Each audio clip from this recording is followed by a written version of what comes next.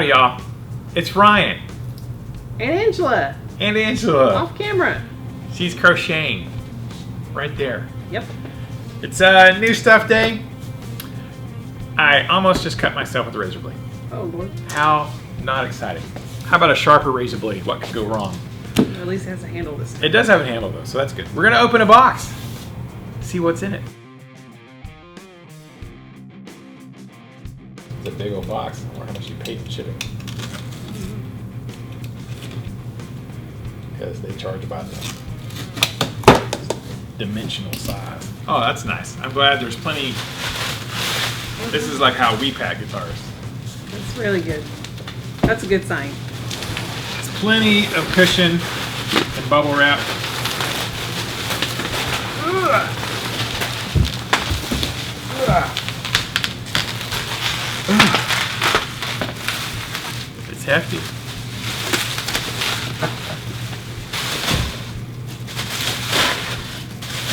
It's a nice case, actually. Very nice. Slick. What we've got here is a guitar I've been hunting for about 15 years. So excited. Let's check it out.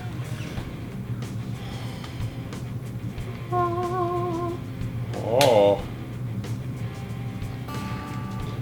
Oh no. Don't say that. Toggle switch is broken. Toggle switch is broken. Toggle switch is broken. I think I can fix it. We have an Epiphone Zakk Wylde guitar, but not just any Zakk Wylde guitar. Nice. It's the camo bullseye. Nice. We do have a little bit of a problem though. Toggle switch is broken. That stinks. Like, yeah. Legit broken. Yeah. It's snappy snapped. But that happens in shipping sometimes. Fixable. I can fix that. But yeah. So I've been searching for one of these since I think '05. They're kind of hard to find. It's the Epiphone, of course, because the Gibson Custom Shop version is about $5,000 if you find one. $5,000, which is a bit much, I think. But the Epiphone ones are more affordable if you can find them. But this particular one is kind of rare. You see a lot of the cream and white bullseye ones, like the painting Angela did on the wall. You can find those all day long.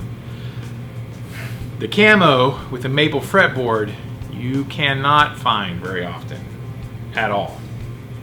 So, super excited. I'm gonna see if I can fix this toggle switch. We'll do a little play test for you guys. Check it out. All right, y'all, time for some sound samples. I fixed the toggle switch. It was just, I don't know what happened. But it was just the switch was a little loose and the plastic tip was broken. So I don't know if the case is a little too tight or what happened, but I got an extra one of these laying around, so I fixed that. So it's good to go. I'm probably gonna replace these strap buttons with the Dunlop. I have some Dunlop gold ones on the way.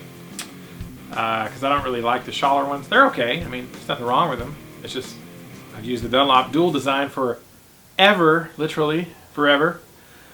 So I'm gonna put those on there.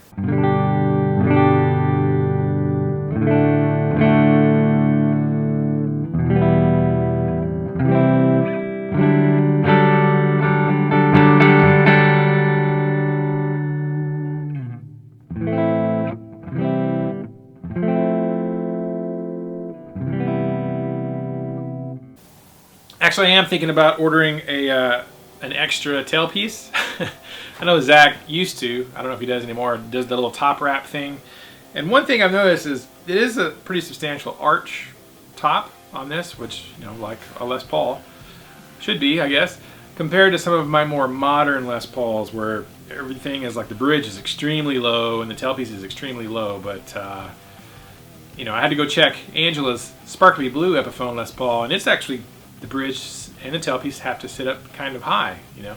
I'm so used to my Schecters and my CMGs, and it's a little bit different. But the neck angle on a Les Paul, you know, it can be from 3 to 5 degrees, just depending, kick.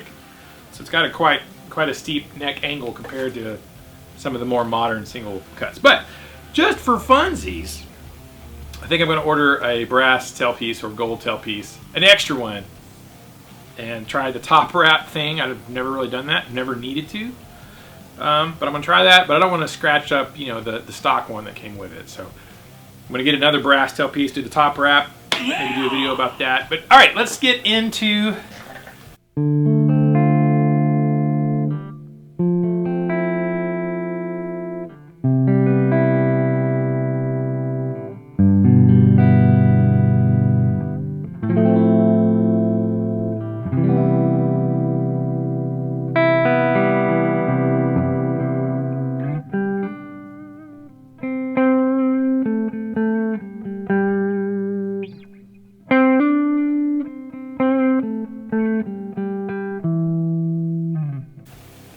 the overview, right? Of course, it's the Epiphone version of the camo Zakk Wylde signature Les Paul. This is a 2005 05 model, great year, the year my son Aiden was born. Aiden Zakk was born in 2005, so maybe I'll give this to him one day, perhaps. Anyways. The one thing back in the day about these was that it did come with the passive EMGs, the HZ set, which are nice. They're not. It's not like they're cheap, right? They're not cheap import versions of EMGs. I mean, they're EMG. They're USA EMG pickups. They're just the passive models. And back in the day, it was kind of weird that they would come with the HZs instead of, you know, the 8185 when there's really not a significant price difference between the HZ set and the 8185, the active set. So I don't know why back then they decided to go that route, but this is the H4 and the H4A, meaning H4 Alnico. I think the H4A is in the bridge. And, you know, I'll play this a little bit. I'm just going to go ahead and tell you. I've played it a little bit already at this point. You're going to see snippets of me testing it and playing it.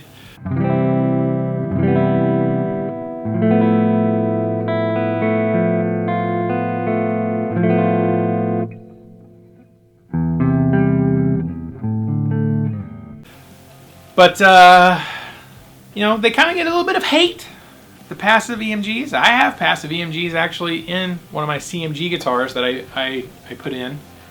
I actually, on purpose, put EMGs in my CMG. And I, on purpose, went with the passive ones because I wanted to check them out.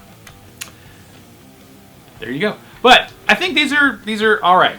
You know, I am undecided as to whether I will actually go put an 8185 in here. I think I probably have some laying around. I know I have some 8160s laying around. I'm not sure. To make it full on, you know, like Zakk's guitars, I might do that. I'm undecided. I'm going to play with the HZs for a while and see what I think. So far, I think they actually sound all right.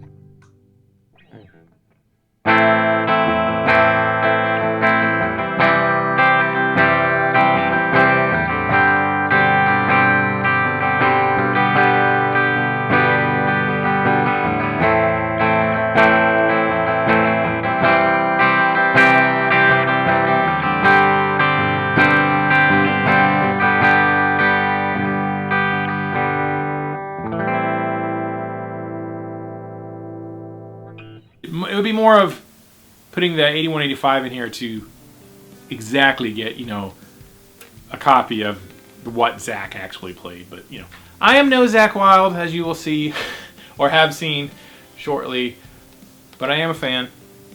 And back in 05, I wanted these. I wanted these ever since I saw it. This, well, the Gibson version of this was the guitar that made me want a Les Paul with a maple fretboard.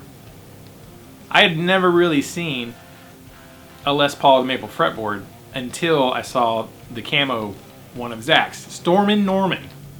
Right now, his was actually like a 70s Les Paul custom. I'm assuming it was black. I think it was a black 70s era Les Paul custom, because back then they made some with maple fretboards, maple neck, maple fretboards in the 70s. So I'm assuming his first one was just a black one, maple fretboard, maple neck, and then they came in and did the custom camo paint job on top of it to make it extremely unique.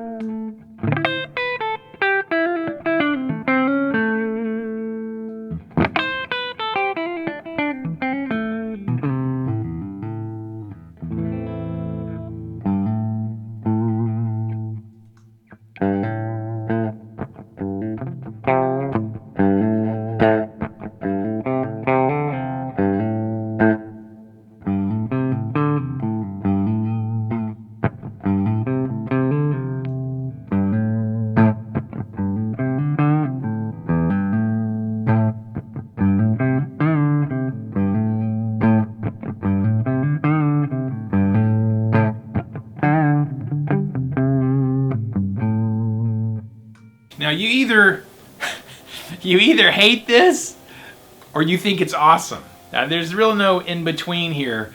My oldest son Nicholas was like, "Dude, that is awesome! That's the coolest thing I've ever seen."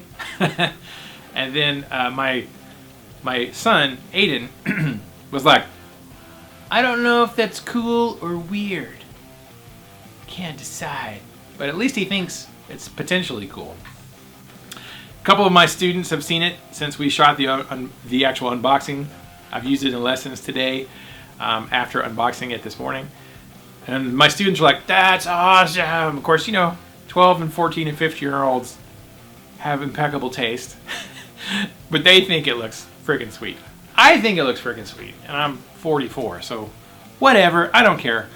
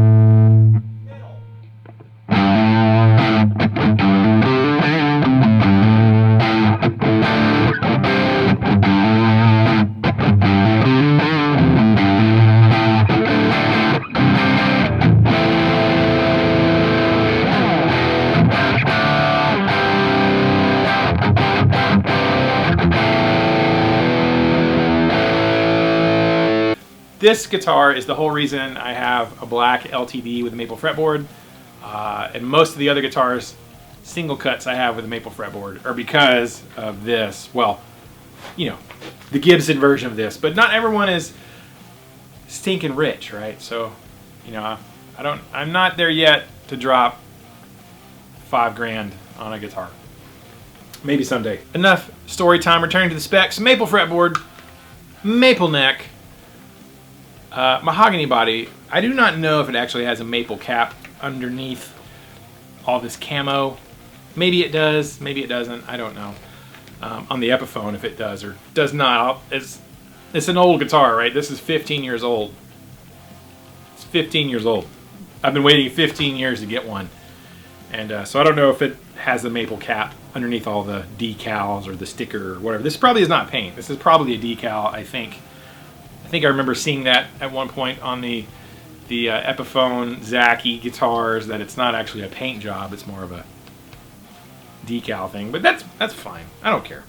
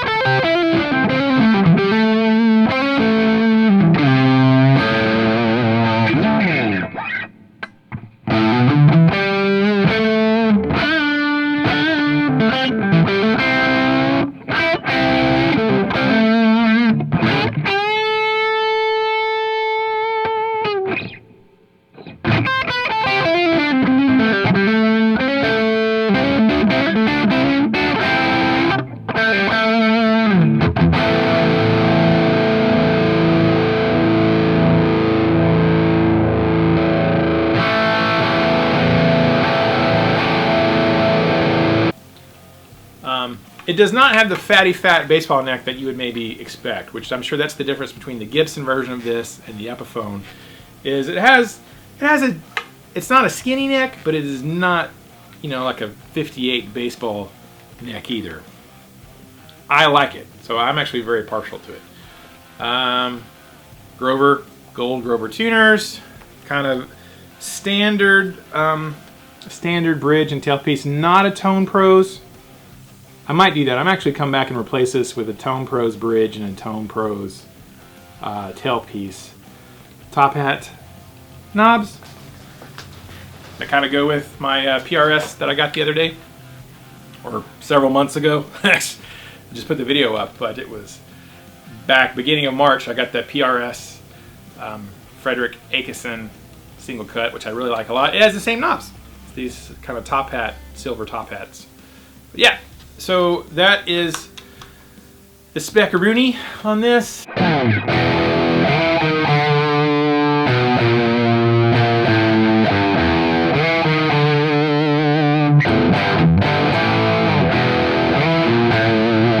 Whoops, wrong song.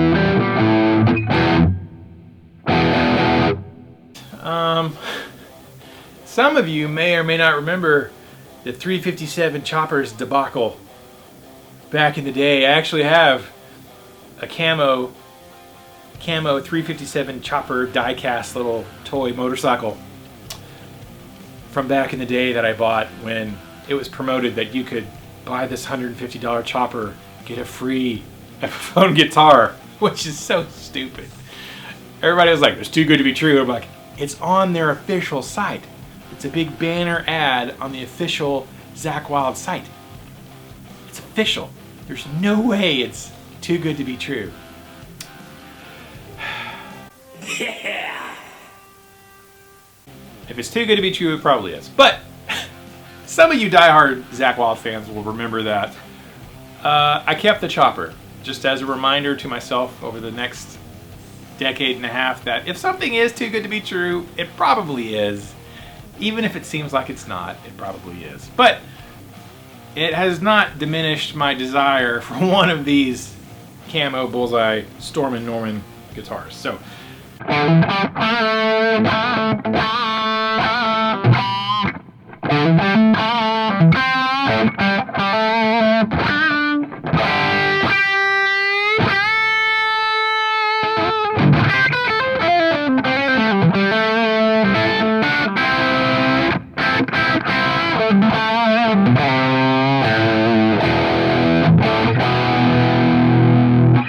This, I did not intend to buy this, other than I just kind of stumbled across one on Reverb, and I thought, oh my god. And it was a good price. It wasn't outlandish, it was a good price. I want to say to the guy who shipped it, we've messaged back and forth. Thank you very much. You did a great job shipping, no complaints. Yes, toggle switch was broken. I do not blame you, because it was wrapped. You know, there's bubble wrap. It was packed very well. As someone who has shipped literally hundreds of guitars all around the United States and some internationally, I have shipped a ship ton of guitars. I know how to pack guitars. It was packed fine. FedEx, UPS, they just, you know, they just toss stuff. So I do not blame him. It was an easy fix. No problem. We're good to go. And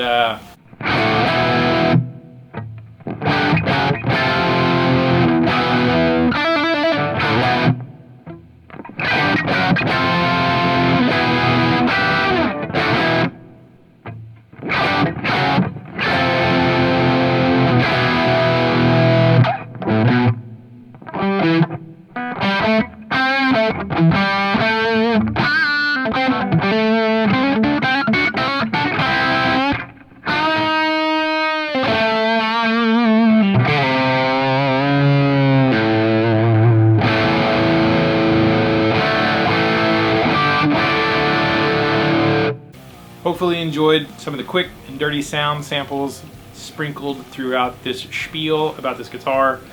I will be using it upcoming quite a bit, so you're going to see it on our Facebook and our Instagram and YouTube, and we're using it personally for some stuff. I never thought I would buy a signature guitar. I have a lot of guitars that are sort of inspired by a signature guitar. You know, it's like obviously influenced by, you know, whatever. Actually, I have had a couple. I did have a Nick Catanese Washburn. That was a stupid deal. I have since got rid of it. Before things hit the fan with him, I actually sold it. And now I have the Frederick Akison, which was not because I'm a mega Frederick fan, or I wasn't at the time. I'm a fan now. I bought it because it was a cool guitar. I was like, oh, that's a cool guitar. I like the spec of that. This is absolutely just a like... I've been a Zakk Wylde fanboy since like 1992, 93. I've been a big Zakk fan through our ups and downs. I love Pride and Glory. I like some Black Label stuff. I'm like, whatever. You know, you're not gonna have an amazing record. Not every record is gonna be No More Tears, or Pride and Glory, or The Blessed Hell Ride. I like Mafia. Mafia is probably one of my favorites. Anyways, whatever. I'm a stupid fan, and now I have a camo Zakk guitar.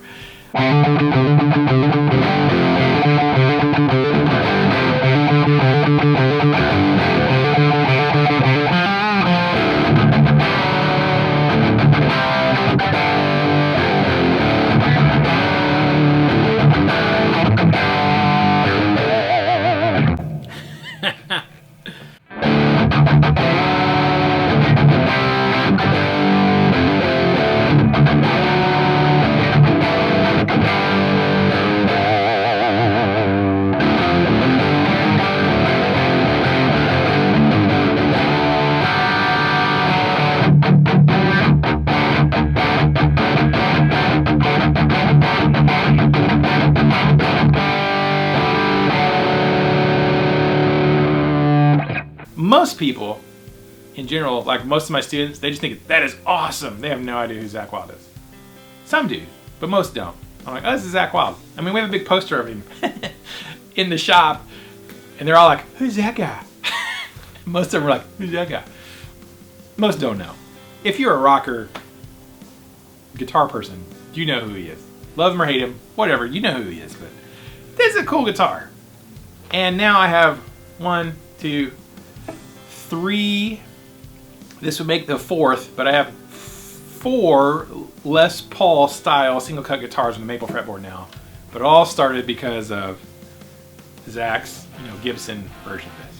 All right, enough yammering. Hope you guys enjoyed it, and we'll see you in the next video, whether it's an Ask RNA or an unboxing or a little lesson video or something. See you guys in the next video. Until then, keep the music alive. Music needs you. We need the music. We need to keep it alive for the next generation. And we'll see you in the next video. Man, when is 2020 gonna be over? I'm so ready.